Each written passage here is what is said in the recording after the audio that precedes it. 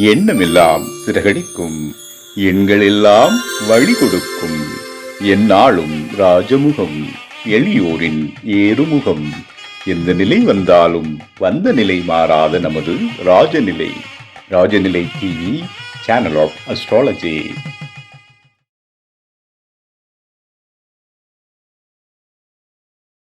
பூஜ்யாய ராகவேந்திராய சத்யதர்ம ரதாயஷ வஜதாம் கல்பக விருக்ஷாய நமதாம் காமதேனவே. ராஜநிலை டிவி உறவுகளுக்கும் நேயர் பெருமக்களுக்கும் என் குருமார்களுக்கும் என் குருவிற்கும் அன்பான இனிய நற்காலை வணக்கம். வாழ்க வளமுடன், வாழ்க வையகம். இன்றைய நாளுக்கான பஞ்சாங்க பதிவில் ராசி பலன்களை பார்ப்போம். மே மாதம் 24/5/2026 ஞாயிற்றுக்கிழமை, உத்தராயணம், பராபவ ஆண்டு, வைகாசி மாதம் 10ஆம் நாள். இன்றைய நாளுக்கான நல்ல நேரம் காலை 7:30 முதல் 8:30 வரை.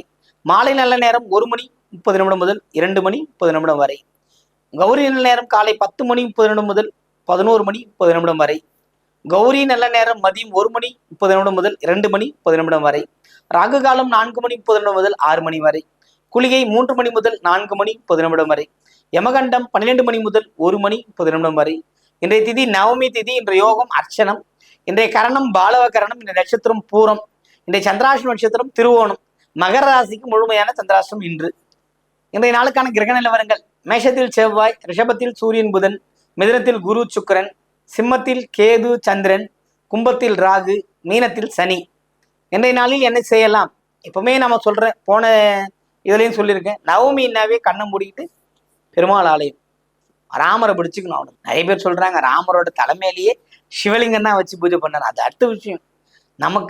நமக்கு ஏங்க சிவனேன்னு சொன்னாலும் அவனேன்னு சொன்னாலும் வேற இல்லைங்க, அரிய மரணம் ஒண்ணு. அதனால இந்த நாள்ல இந்த தீதியில நவமி தீதியில பிறந்தவங்க அந்த வழிபாடு மேற்கொள்ளும் போது மனசாந்தம், மனசாந்தம், மன அமைதி கிட்டும். இப்ப நம்ம குடும்பம் நல்லா இருக்கணும்னு நாம அமைதியா இருக்கணும், நாம நல்லா இருந்தா நம்ம குடும்பம் நல்லா இருக்கும். இது ரெண்டுத்தையும் ஒத்து போனா இந்த நவமி வழிபாடு மேற்கொள்ளும் போது சிறப்பான பலன்களை தரும். அதனால இந்த நவமி வழிபாடை ஞாயிற்றுக்கிழமை ஃப்ரீ டைம் தான், தாராளமா போய் வழிபாடு பண்ணிட்டு வரலாம். வாழ்க்கையில எவ்வளவு மாற்றங்கள் கிடைக்கும், சென்று வாருங்கள். இன்றைய நாளுக்கான ராசி பலனுக்கு நம்ம போவோம்.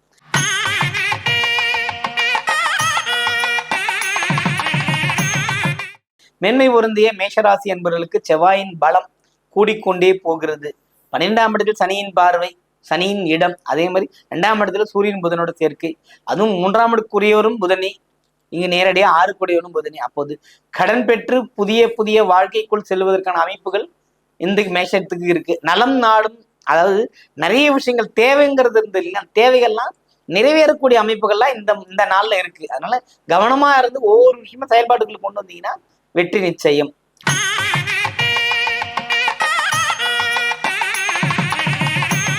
ரிஷபராசி அன்பர்களே, ரிஷபத்தை பொறுத்தவரை சூரியன் புதன் சேர்க்கை அப்படிங்கிறது ஒரு விதமான அறிவு தான் சொல்றேன். சூரியன் புதன் சேர்ந்துட்டாவே புதாதித்ய யோகமா தான் பயன்படும். அந்த புதாதித்ய யோகம் எதுக்கெல்லாம் பயன்படும்? பயணம் செல்வதற்கு, வெளி உலகம் செல்வதற்கு, வெளிநாட்டு செல்வதற்கு அப்படிங்கிற யோகத்தை கொண்டு வந்து சேர்க்கும். அரசாங்கத்துறையில வெற்றி பெறுவதற்கு செல்லும். நீங்க ஏதாவது ஒரு அரசாங்க வேலைக்கு ட்ரை பண்றீங்க, அரசாங்க எக்ஸாமினேஷன் படிக்கிறீங்கன்னா இந்த காலத்துல நீங்க பயன்படுத்தும் போது அது நிச்சயமா வெற்றி பெறுமா? வெற்றி பெறும். அதனால்தான் இந்த நாள் ஒரு அற்புதமான நாள், பயன்படுத்திக் கொள்ளுங்கள்.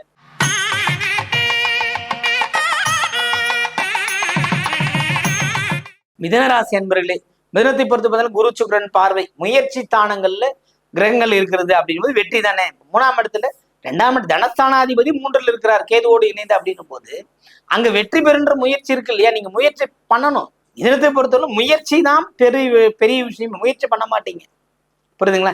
எதுவுமே பண்ணாம நான் வீட்டிலேயே இருப்பேன், என்னால நடக்கணும், எப்படி நடக்காது? ஏன்னா மிதனத்தின் இரட்டை நிலைப்பாடு தன்மைங்கிறதுல அது மாற்றமே வச்சுக்காது. இன்னைக்கு நம்ம ஒரு ரூட் கிளியர் பண்ணி போறோம் அப்படின்னா போனா நீங்க ஜெயிப்பீங்க, போல அப்படின்னும் போது மாட்டிப்பீங்க. இப்போ மிதனத்துக்கு இந்த நாள் சிறப்பான நாள். அப்ப அதை பயன்படுத்துறீங்கன்னா இன்னும் வெற்றிகள் பலவாறாக கிடைக்கும். வாழ்த்துக்கள்.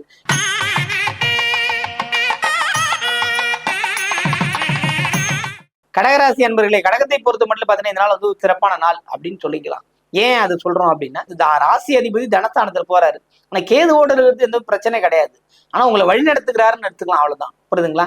இந்த நாள் ஒரு ஆதாயம் கிடைக்கின்ற நாள். இப்ப ஞாயிற்றுக்கிழமை ஆதாயம் எப்படி வந்துடும்? செலவு பண்ணா கிடைக்கும். மகிழ்ச்சி எப்படி கிடைக்கும்? ஒரு செலவு செய்யும் போது கிடைக்கும். அப்போ இது செலவுகள் மிகுந்த ஒரு நல்ல நாள்னு எடுத்துக்கலாம். கடகத்தை பொறுத்தவரைக்கும் எல்லா வகையிலும் ஏற்றங்கள் உண்டு. இன்னும் 2 விஷயம் கவனமா இருக்கணும். வார்த்தை யாருக்கும் வாக்கு கொடுத்துடக்கூடாது. நான் இதை செய்யறேன்னா நீ செய்ய முடியாது, மாட்டிப்பீங்க. அது மட்டும் இந்த மே 24 இந்த ஞாயிற்றுக்கிழமை கொஞ்சம் கவனமா இருந்தீங்கன்னா போதும். சிறப்பான பலன்கள் உங்களுக்கு கிடைக்கப்பெறும். ஆதாயம் உண்டு. எதை செஞ்சாலும் ஆதாயம் இல்லாம நீங்க செய்ய மாட்டீங்க. இருந்தாலும் அந்த ஆதாயம் தேட வேண்டாம், அதுவே வந்து சேரும்.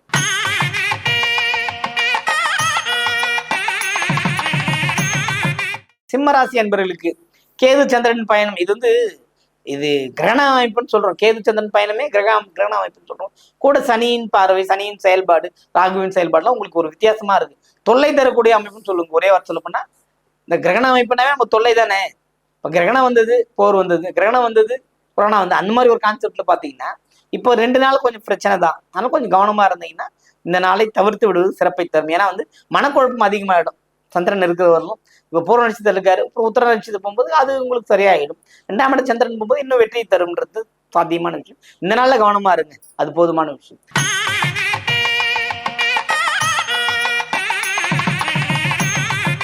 கன்னிராசி என்பவர்களுக்கு சிறப்பான ஒரு நாள். வாழ்க்கையில எல்லா கட்டத்தையும் தாண்டி வரவங்க நீங்க. பரிசு கிடைக்கும். நீங்க சொல்ற வாக்குப்பளித்தால் பரிசு கிடைக்கணும். அது யாருக்கு கிடைக்கணும்? உங்களுக்கு தான் கிடைக்கும். அப்படிப்பட்ட வாக்குப்பளிதங்கள் கிடைக்கின்ற அமைப்புகள் இருக்கிறது. புரியுதுங்களா?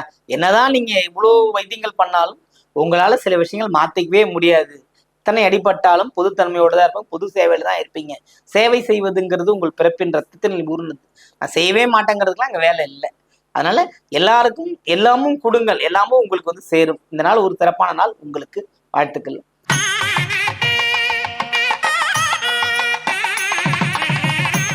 துலாம் ராசி என்பவர்களுக்கு இதனால சிறப்பான நாள் இல்லை. கவனமா இருக்கணும். ரொம்ப கண்டிஷனோட சொல்லலாம். ஏன்னா கவனம் இருக்க வேண்டும் என்றுதான் முக்கியம். கவனமாக இருந்தால் கவலை இல்லாமல் வாழலாம்.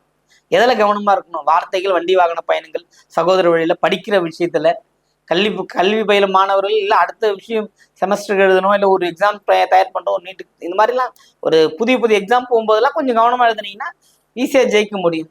அப்போ கோட்டை விட்டு நீ எழுதிட்டு நான் இதை எழுதினு வருத்தப்படுறதுக்கு எந்த வேலையும் இல்லை. கவலைகள் இல்லாமல் வாழ வேண்டுமால் கவனமுடன் வாழணும். துலாமுக்கு இன்றைய நாளில் சொல்லப்படுகிற விஷயம் இதுதான். கவனமாக இருங்கள், வெற்றி பெறுவீர்கள்.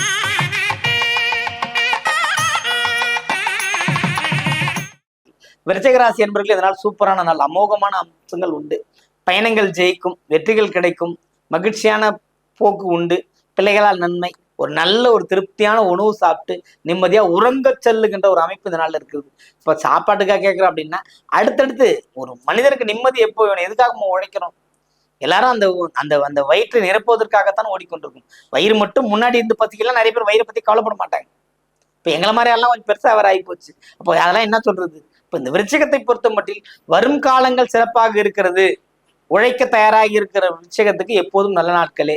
அதுவும் சந்திரன் ராசி அதிபதி 6ல் இருக்காரு. கவனம் தேவை. எந்த விதமான வம்பு வழக்குலையும் போயிடக்கூடாது. எது சொன்னாலும் சரின்ட்டு வந்துட்டீங்கன்னா நீங்க ஜெயிச்சிருவீங்க.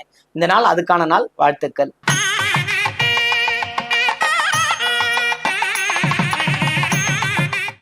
தனுசு ராசி அன்பர்களுக்கு இந்த நாள் ஒரு சிறப்பான நாள். மகிழ்ச்சிகள் உண்டு. தேவையில்லாத செலவுகள் மனைவி வகையிலும் உண்டு, பிள்ளைகள் வழியிலும் உண்டு. பயணங்களால் செலவுகள் உண்டு. அதனால பயணங்கள்ல நீங்க எப்படி போகணும்னு பார்த்து பிளான் பண்ணி போங்க.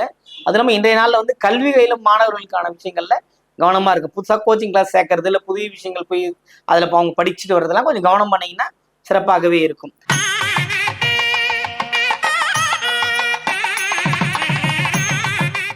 மகர ராசி என்பவர்களுக்கு இதனால சிறப்பான நாள். அனுகூலமான போக்குலாம் உண்டு. மகரத்தை பொறுத்தவரையிலும் இந்த நாள்ல இந்த சந்திராஷ்டிரம் மட்டும்தான். அப்போ அதுல நீங்க கவனமா இருந்தீங்கன்னா உங்களுக்கு அனுகூலமான போக்குகள்லாம் உண்டு. வெற்றியும் பெறக்கூடிய அமைப்புகள்லாம் இந்த நாள்ல இருக்கிறது. வாழ்த்துக்கள்.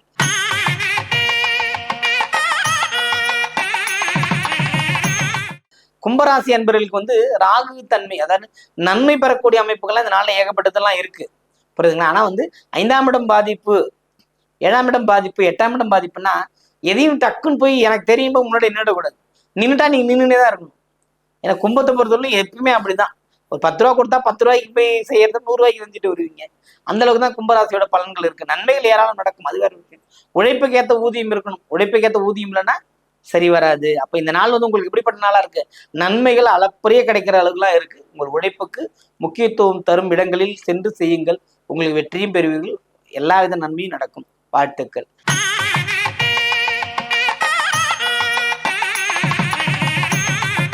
மீனராசி என்பவர்களுக்கு இந்த நாள் சனியின் பார்வை, சனி கூடவே இருக்கிற அப்போ பொறுப்பு உங்க தலைமையில் வந்துட்டு சொன்னேன்.